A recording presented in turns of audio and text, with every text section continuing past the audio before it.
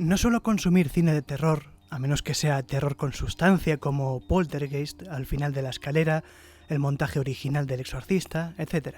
Esto es porque el terror actual abusa demasiado de los sustos y de otros trucos basados en manipular el estado de ánimo del espectador, en lugar de simplemente hacer buen terror. Es como los establecimientos que ponen la calefacción al máximo y los grifos del baño al mínimo para que consumas más en el bar. La juventud se ha habituado tanto a este exceso de trucos que cuando ven una película sobria como La Bruja les sabe a poco. En países hispanohablantes, The Mimic, película surcoreana de 2017, también fue llamada Mimic, Voces del Más Allá y Mimic, No sigas las voces.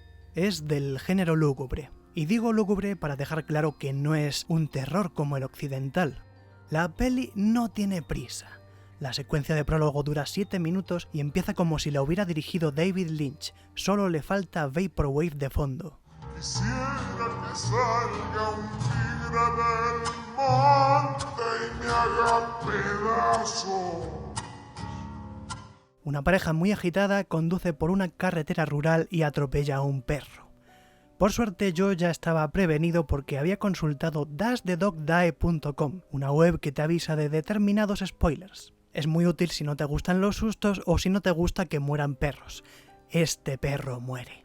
El tipo agitado se lo lleva a una cueva tapiada junto con una mujer a la que asesina. Dan a entender que era la esposa y que la otra era la querida, pero no importa en la trama. La cuestión es que el asesino quita unos ladrillos del muro para emparedar a su víctima y al perro, pero es tan bruto que arranca unos amuletos que mantenían el mal sellado dentro. Enseguida empiezan las cosas de miedo. Mimic, no sigas las voces. Ahora que ya sabemos que esto es de miedo, entra la protagonista, una mamá buena y su familia. La suegra enferma de Alzheimer, el marido, que es muy comprensivo, y la hija, que está ahí. Para cuidar mejor de la abuela, se mudan de Seúl a su pueblo natal. Así recordará cosas. Allí tienen una barraca enana que no invita a la nostalgia y un pedazo de chalet futurista con establo y todo. Así yo también me mudo al campo. Fuera de broma, otra razón para mudarse fue la desaparición del hijo mayor, a quien la madre creerá ver en una escena que juega al despiste. ¿Es el hijo desaparecido? ¿Es el monstruo ya haciendo de las suyas? ¿O es una forma solapada de hablar de la pobreza en Corea del Sur? De momento vamos al concreto. El establo es para unos perros, para el albergue canino Bosque y Viento.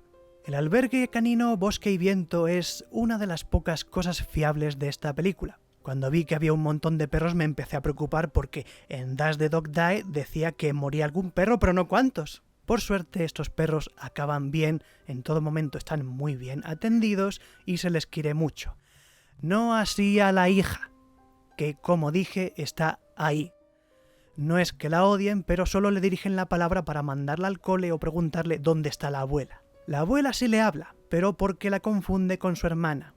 La pobre niña tiene que entretenerse con una de esas aplicaciones que te repiten todo con voz pitufada.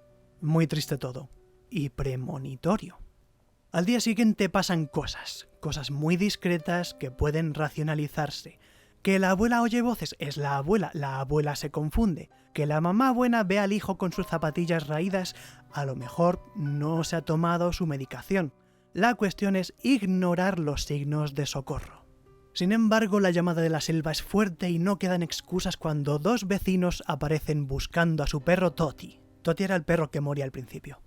Llegan a la cueva y se sucede la serie de sustos mejor concatenados de la película. Pura técnica. Primer susto. La vecina está asomándose a la oscuridad y no ve nada. Usa el teléfono para alumbrar y de repente le suena.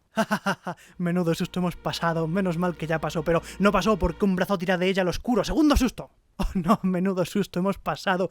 Ya no creo que vuelva a salir ese brazo misterioso, pero salen los brazos de la niña. Tercer susto consecutivo. Esta gente sabe lo que hace.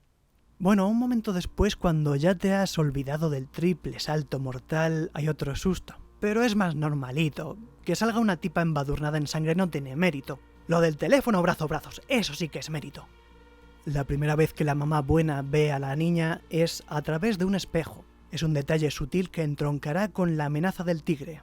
Y llegan los inspectores Bigotitos y Tardón. Son tan buenos como la mamá buena, porque la mamá buena está harta de repetir la declaración a cada mindundi, se va y no le dicen nada. Son gente buena, comprensiva, que le pide los apuntes al compañero.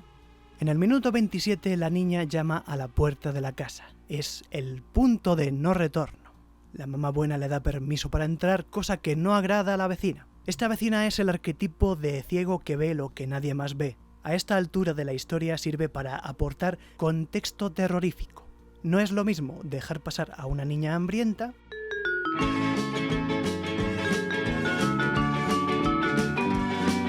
que dejar pasar a una niña hambrienta. Igualmente el tono no se vuelve tremendo de la noche a la mañana, es una de cal y otra de arena. Bañan a la niña, tiene moretones. La ropa de la hija le va grande, le dan la del hijo desaparecido. La hija pregunta de dónde salió la ropa, no le contestan. La mayoría de líneas de diálogo de la hija se concentran en esta secuencia, para que cuando la Mimic la imite, reconozcas la voz. Luego apenas sale. Es parte de la narrativa, así la suplantación es mayor. Tras un sueño flashback con el hijo, la mamá buena recibe una visita de la vecina, que le hace una fusión mental vulcana y le advierte contra la niña. ¿Qué me dices, adivino? ¡Guárdate de los idus de marzo! Pero la mujer no hace caso porque, vamos a ver, esta niña tiene la misma voz que mi hija, su mismo nombre, ¿cómo va a ser mala? Tiene la garantía del apellido Park. Quien no se deja engañar es la abuela, que enseguida saca el cuchillo a pasear. Lo terrorífico aquí no es que la abuela se despierte slasher, sino que todos den por hecho que está loca y ni siquiera la escuchen. Le destapan el espejo, que si estaba tapado por algo sería, y las voces de los muertos la terminan de engañar para alejarse de la casa.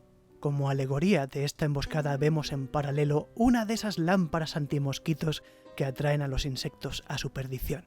Esta gente sabe lo que hace.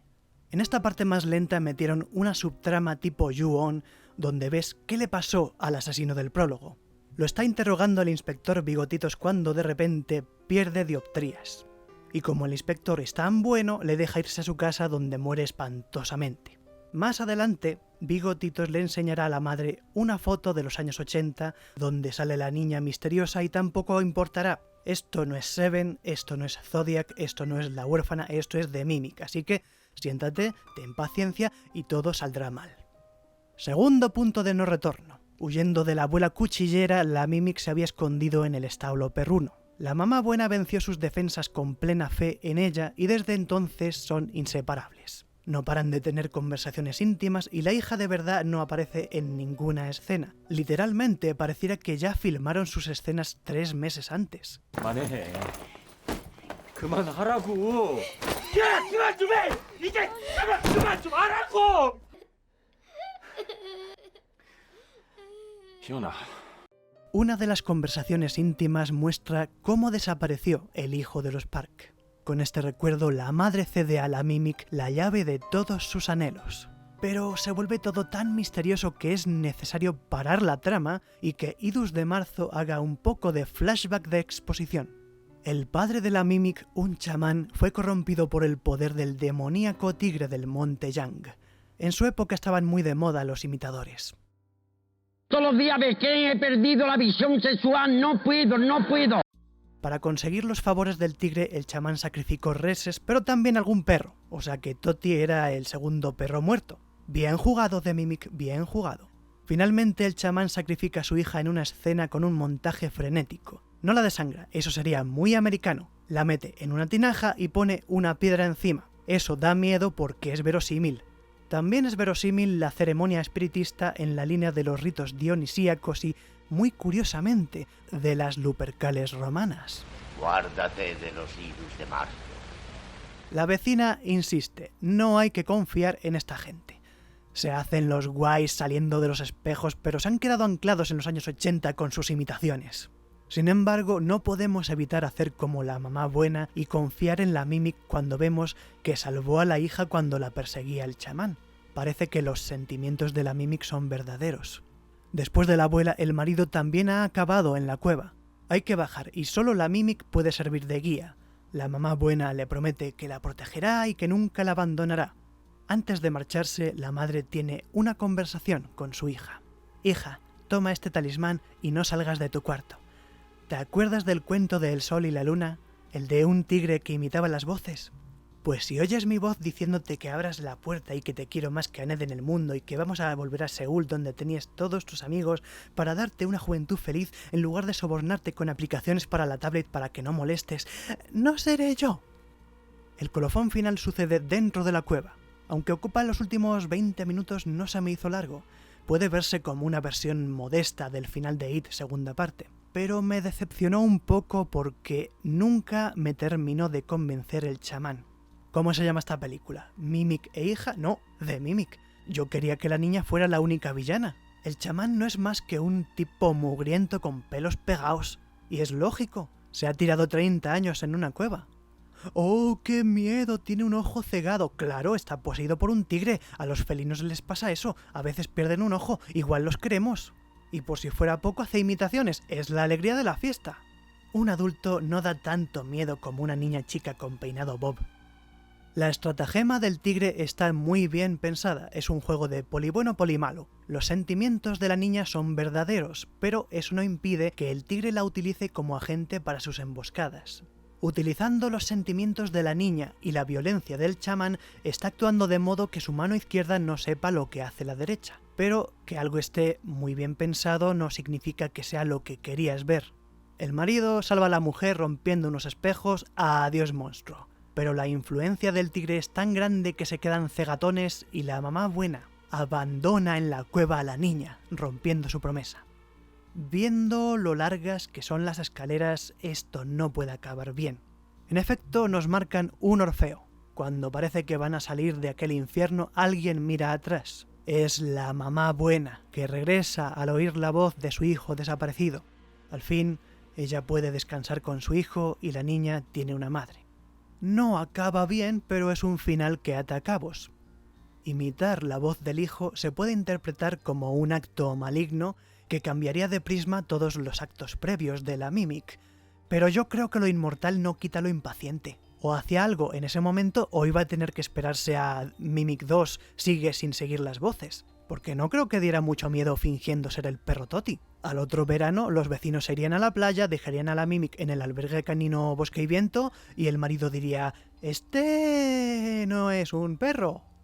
Por eso The Mimic no es una película perfecta, pero es redonda.